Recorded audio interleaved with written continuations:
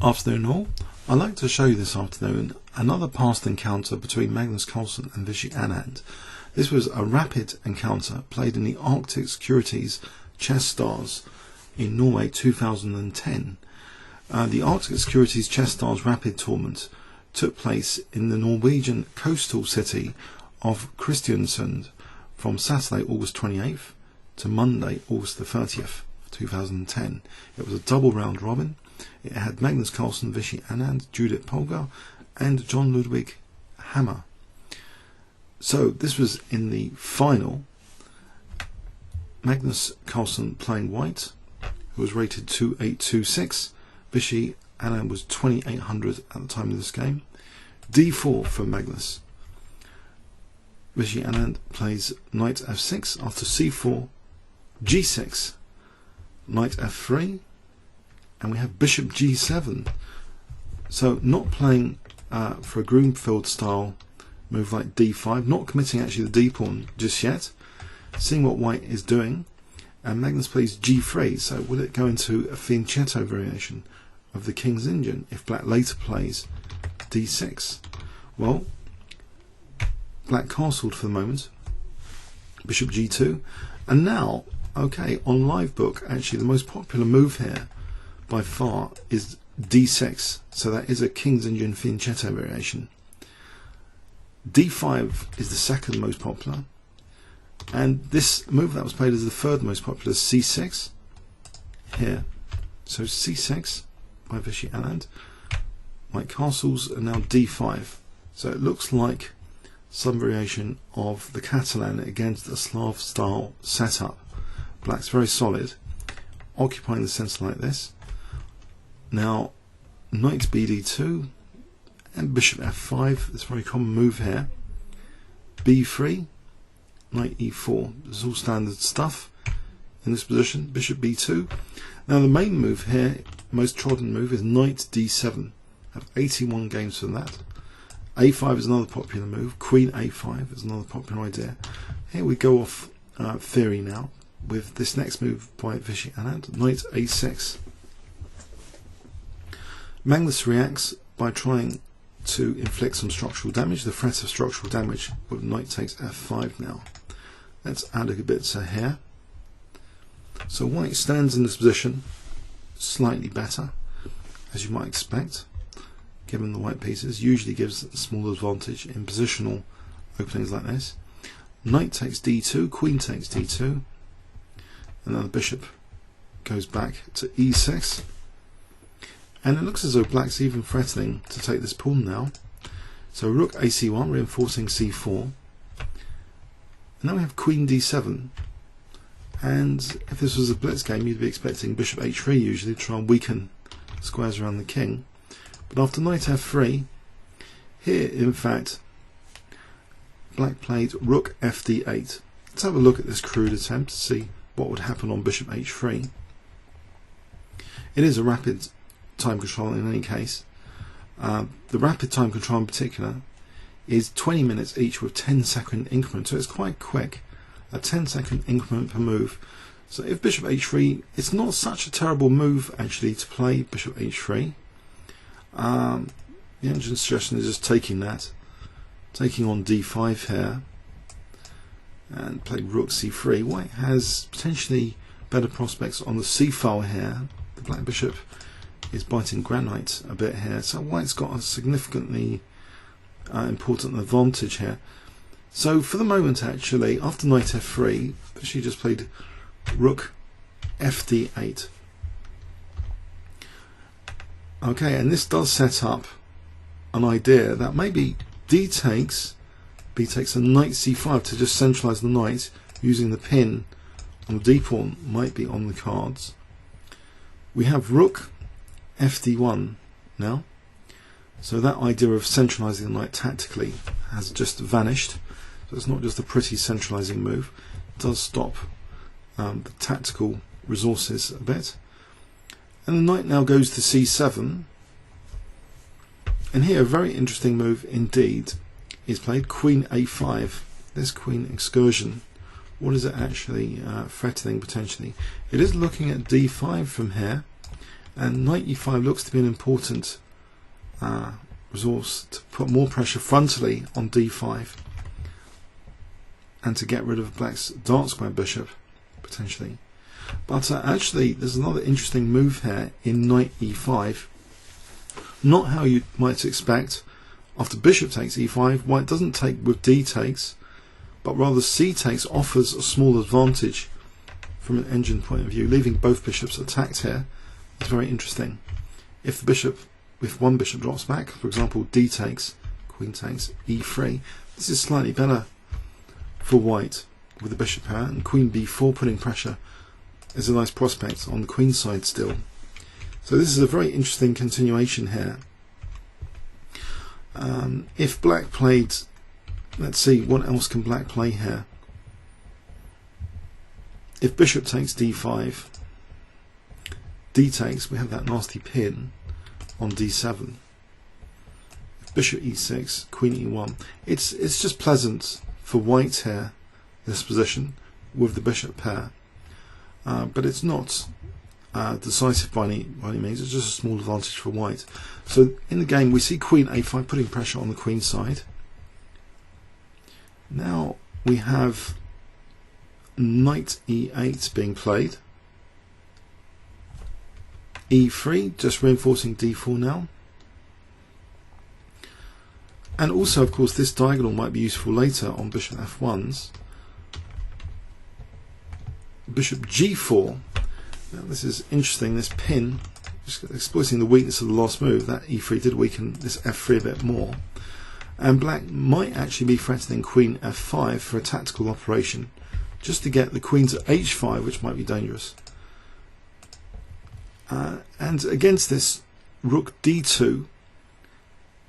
So now I think queen f5 is largely pointless, if not very bad. Let's have a quick look at it. Does knight h4 here, queen h5. Still that pressure on d5 here. C takes. White can evict the bishop here with f3. This should be okay for white, but it's not a terrible move.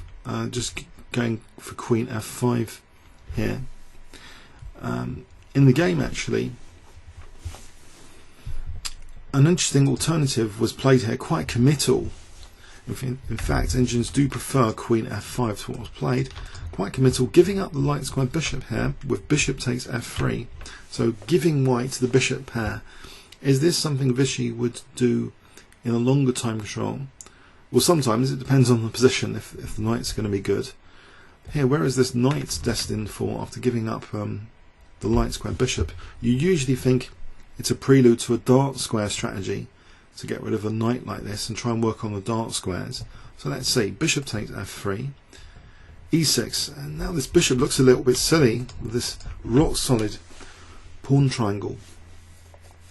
But on f3 it does exert actually pressure on h5, and actually white might be trying to undermine a structure like this on the king's side later. So that's something to bear in mind here.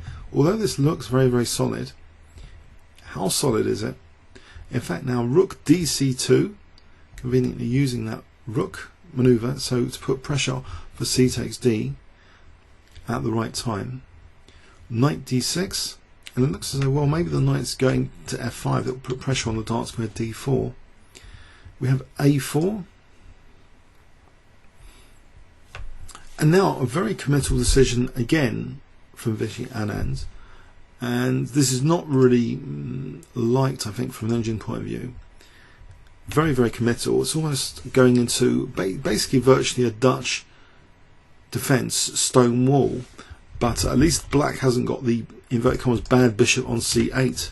This next move, f5, is like a stone wall structure now.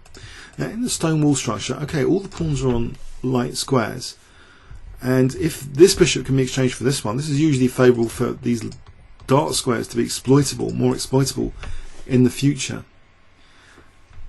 So that's something to bear in mind. It looks like a stone wall, okay, without the bad bishop. Any other alternatives, maybe less committal, like knight e4,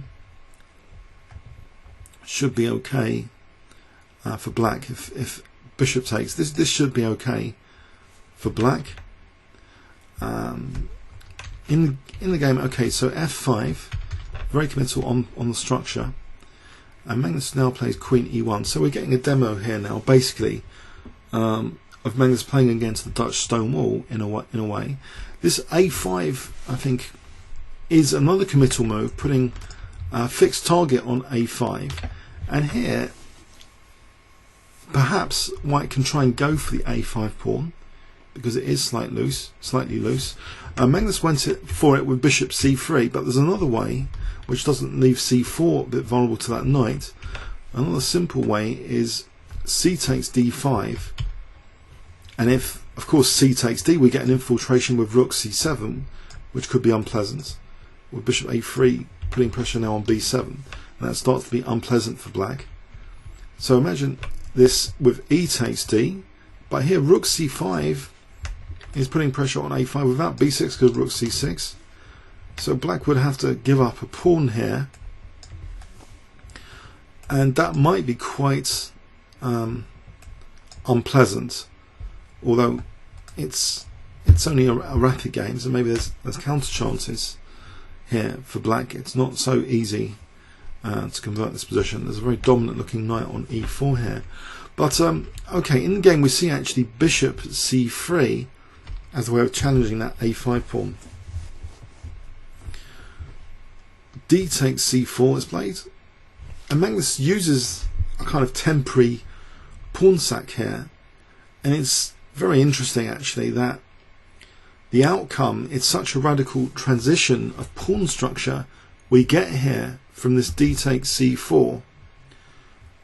What basically happens is that white with the new pawn structure will have prospects on b7, but a slightly weakened a4 pawn. So if he can balance out the a4 pawn weakness and use his pressure on b7, this could be promising for white. So we have bishop takes a5 attacking the rook. Black ignores that with c takes b3 attacking this rook. This rook moves, so renewing the threat of bishop takes a5. The rook moves. Now rook takes b3. So what a structural transformation indeed. This bishop has a little bit more scope in the centre, of course, without that d5 pawn. White can think about e4 later at the right time now, but for the moment b7 is the main target. Bishop f8, rook cb1, building up on b7. And now also with b7 in mind, bishop b4 takes d6 could be useful to knock out the key defender, assuming a4 is not going to drop.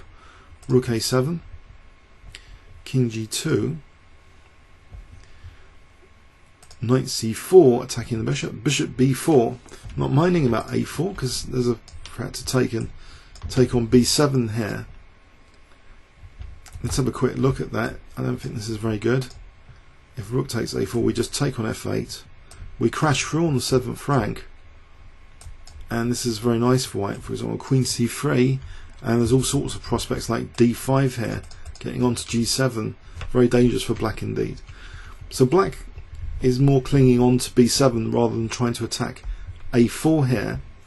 And in fact, there's another problem which I might mention before. This structure is weak on the dark square. It's usually an idea to get rid of this bishop, and unfortunately if black tries to keep the bishop on with bishop g7, then bishop c5 attacks the rook and crashes through on b7, unless black wants to give up the exchange, which would be not as good. Okay, so here if b6 though, bishop takes, knight takes, rook takes a4. Again, this is very nice for white. For example, queen c1, and c6 is a major target here. So basically black is faced with this choice, unpleasant choice. He gives up the bishop rather than submit to bishop c5. So bishop takes b4, rook takes b4. So black's slightly weaker now on the dark squares. White is a very complementary bishop to all his pawns virtually on dark squares apart from this one. This is the one slight weakness for white. The knight goes back to protect b7. Queen c3. And the queen has a very interesting role here to get to a very important location. And actually, coincidentally, we've seen this on one of Petrosian's immortal games against Fischer just yesterday. Queen on c2 hits on f5 as well as protecting queenside, fronting things like queen b3. It's a very important square sometimes, the queen on c2 to aim for, but here it's very important that a4 is protected. So queen c2 is not only defending a4, but potentially there's some operations here against this structure over here, which at the moment looks absolutely rock solid, but the queen also supports e4, so there are all these undermining operations at these exploitable points of the pawn chain at f5 and g6. And we see this idea of undermining the pawn chain at these points demonstrated now. After this next move, black played rook a6 in this position. What was white actually potentially threatening? Maybe just to drop the bishop back actually, and then do something, just protecting a4 from there. There's no major threat apart from potentially h4 here. So let's see, rook a6 is a bit of a waiting move then, maybe showing off that the knight can hold up b7 by itself. The rook's not needed there. Okay, we have h4 now. So does black want to submit to this h5, this undermining operation? Let's see, let's imagine black just ignores that with king g7, then h5, and this could be a bit tricky. If g5, then e4, all of a sudden it's starting to get a bit dangerous here, even if white is not even offering e4 because of b7 all the time. And this bishop's on g4 here, so f takes is out of the question. This starts to creak now for black, allowing that sort of thing, and allowing the h file looks dangerous as well. If black just went back here, then hg, and there's some extra prospects here, like the queen can come to e5 and the rook to h1. It's extra dangerous for black's king safety. So this is avoided with a radical solution to this. Just in this position, Vishy just played h5. He blocked things up. Okay, very, very fixed pawn structure though. But how can it be undermined now? All these pawns on light squares. Well, there's the e4 break. And you might think, well, hold on, isn't e4 controversial? We're giving black a backward pawn here. It is played. The trade-offs need to be factored. But it is played.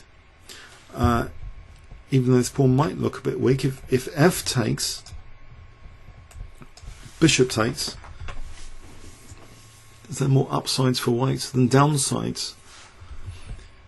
Well, if say knight f5, then rook takes b7 again. Knight's kind of tied down, and we've got this battery now on g6, so this looks horrendous, this opening up the position here. If knight takes, okay, let's just quickly examine though. Queen takes, queen d5, queen takes, and now taking here.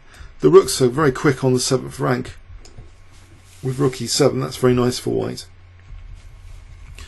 So black really doesn't want to take this at the moment. Vishy just plays rook 8 to a7, giving white two pleasant options, either e5 or e takes.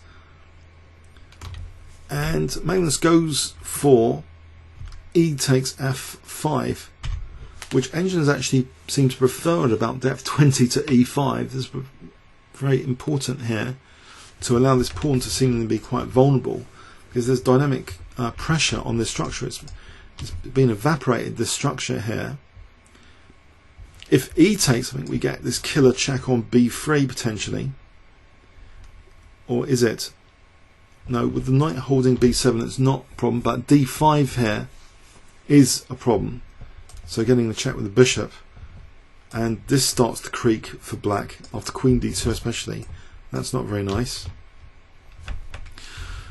Okay, so in this position, well, g takes loses the h pawn. There's not too many options. Knight takes f5 is played, and it looks as though, yeah, d4 looks vulnerable. Is white going to just sit and protect that? And there's also this weakness here. So theoretically, Magnus has got two weak pawns here. But look at this now, rook e1. Of course the knight can't take here. It's pinned basically to g6. It's not really a problem. The queen is holding a4. So rook e1, and we have rook a5, queen b3 now, targeting e6, not minding knight takes d4 here. If knight takes d4 here, white could just play an exchange sacrifice. Rook takes d4 is quite crushing. Either queen takes e6 or rook takes e6. They're both strong here. White's getting access to the black king, basically. Rook e6 now threatens all sorts of things, like check here, for example, and the attack rages on. This exchange sack can't be it can't be played. Knight takes d4.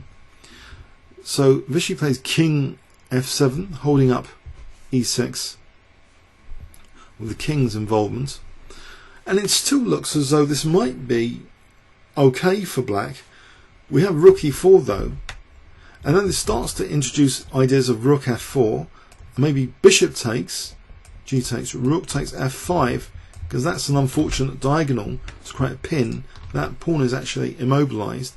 So rook e4 to f4 is defending and attacking. It's defending d4, so both rooks are now defending d4, but also rook f4 looks potentially quite dangerous. But also there's other ideas for the rook still, just maybe to play rook e5 at the right moment as well. We see knight e7 here. Now this was the opportunity, maybe slightly missed from Vishy and Anand, so make use of the doubled rooks here to try and get to white's 7th rank, because the king on g2 might be potentially a slight tactical liability. So if b5 was played here, this is very interesting as a pawn sacrifice. For example, a takes, c takes, rook e5. That if rook takes b5,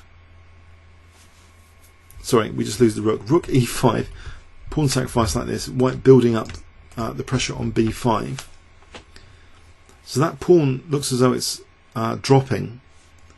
But here, black can get some activity with rook a3, say queen d1. And this isn't so bad for black. At least black's kind of active in this sort of position. With rook a2 on the cards, black would have an active position.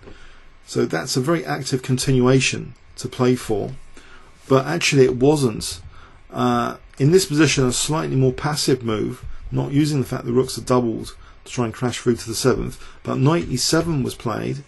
Just the idea of trying to just reinforce the centre, you know, a nice looking blockade in principle to get the knight to d5.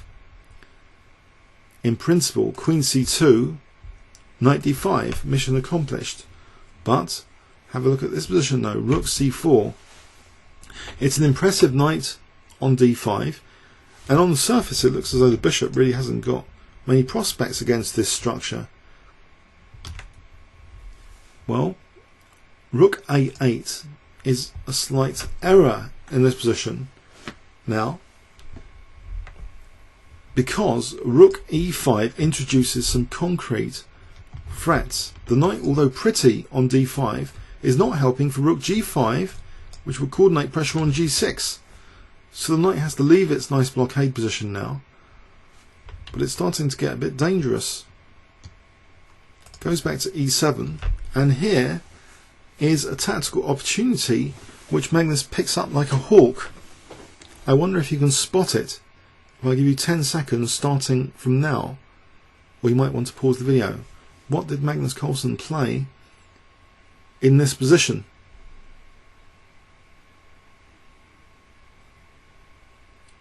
So white to play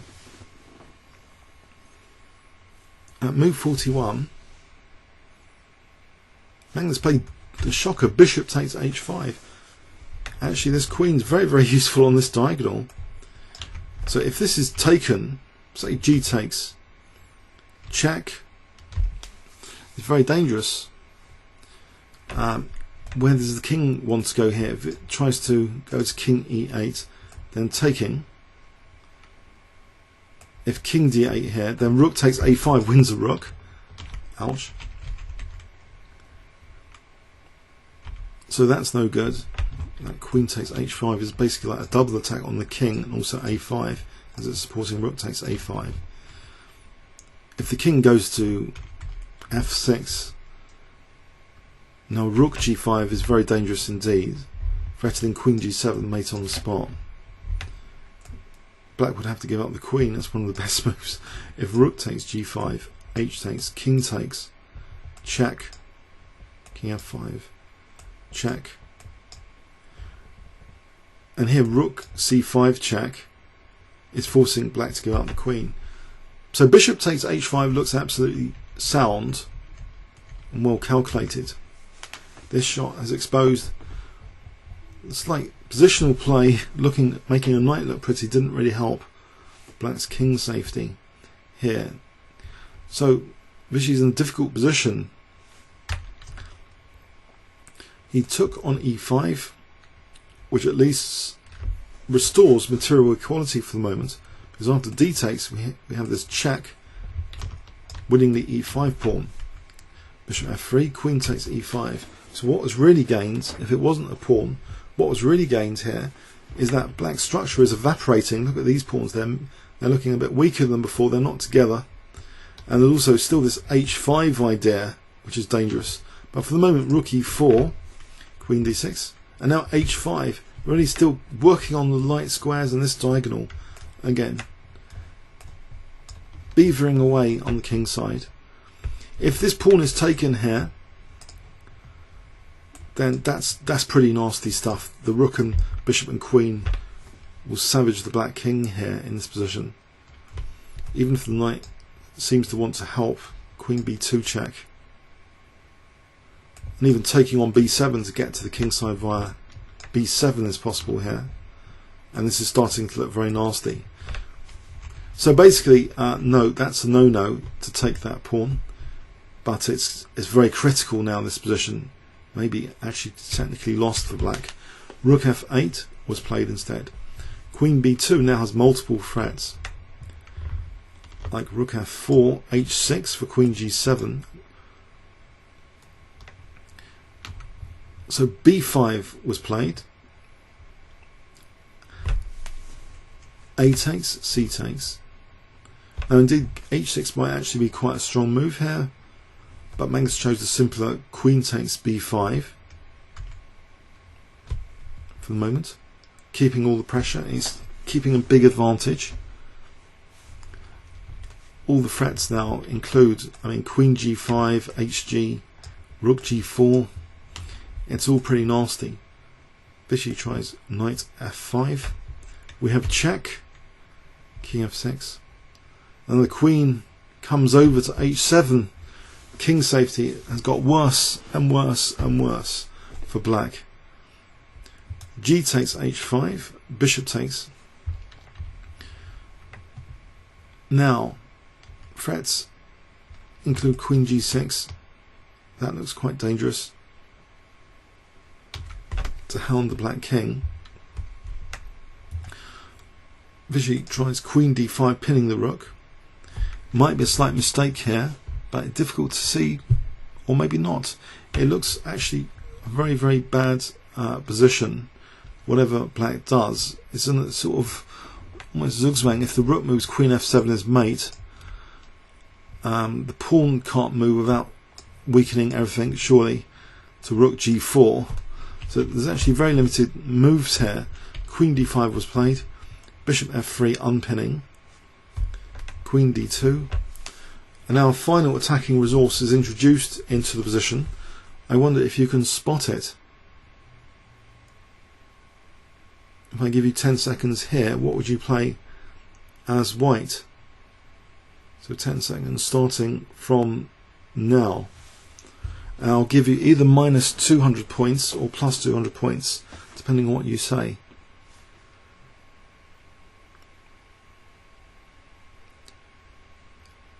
Okay, if you thought rook g4 was a good move, then minus 200 points, knight e3 check might actually is winning the exchange. So that's not totally desirable in that position, to lose the exchange to knight e3 check. No, g4 is the move, introducing this attacking pawn into the mix. And this has gone now for black. This is absolutely going off the rails. Vishy played knight g7, but now the final move, using that new g-pawn attacking resource, g5 check. Once that knight's been chased away now, there's no knight e3s, and Vishy resigned here. If he takes with the queen, it's check, but rook g4 is a crunching move here, skewing the queen and knight, losing the queen basically. If the king takes instead, queen takes g7. So that is it. If king f7, let's have a look at that though. Bishop h5 check, and we're winning that knight again. So there's not much to do here after g5 check.